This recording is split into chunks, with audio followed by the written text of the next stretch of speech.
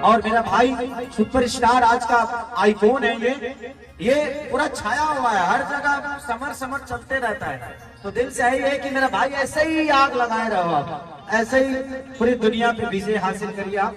मुझे बनारस निकलना है कल, हाँ, तो मैं थोड़ा देर खाना वाना खा के निकलूंगा। तो दे द लाल चावल का है कि बड़ा है ना, दे दे पैसा दे, अब जो अपना काम कर। और ये रोशन है, इन्होंने बहुत गाने मेरे लिए बनाए भी हैं। ये ओवर टैलेंट आदमी है, ये गाते भी है, ये कंपोज भी करते हैं, ये म्यूजिक भी बनाते हैं। तो ईश्वर हमारे भाई को बहुत बड़ा करे। देखो हाथ में ज्यादा पैसा आ गया है, मैं रुक नहीं सकता। पैसा हम लेंगे।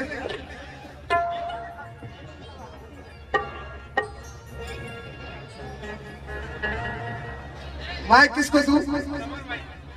समर भैया रहेंगे।